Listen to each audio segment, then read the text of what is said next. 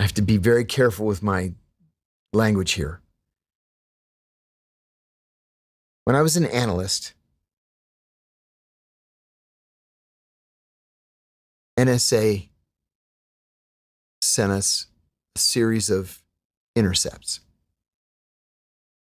And being the analyst, I'm the only one really in the building who's paying close attention to everything that's happening. They call it all source intelligence with these players. I went to my boss and I said, I'm going to go out on a limb, and I think these two guys are planning to defect to the United States. And he said, okay, based on what? And I built my case. I had never done this before. And he said, you need to write a top secret, eyes only cable to the Near East operational division chief.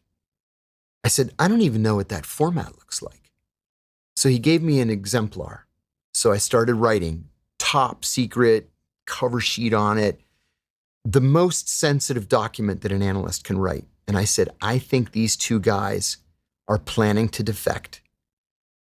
And I think if we can get to them before their defection, we can double them back and make them double agents. So I just, because I was an idiot and I was young and I didn't know any better, I just stuck it in an interoffice mail envelope and sent it to the director of Near East operations. Sure enough, the next day he calls me. Are you the analyst who wrote this? And I said, yes. He said, come and see me. So I go up there, and this is one of those guys that's serious enough and senior enough that, I called him sir.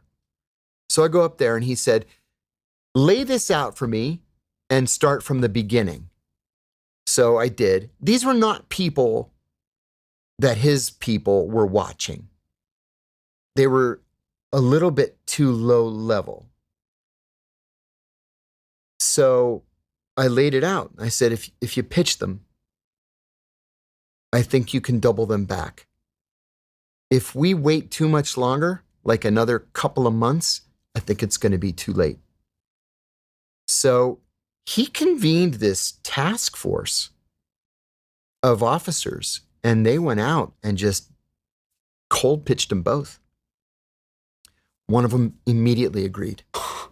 The other one defected to Canada. And my boss is like, that was actionable analysis. And I said, I read these guys' transcripts day after day after day, and they're bitching about this and bitching about that. And I thought, they don't want to go home.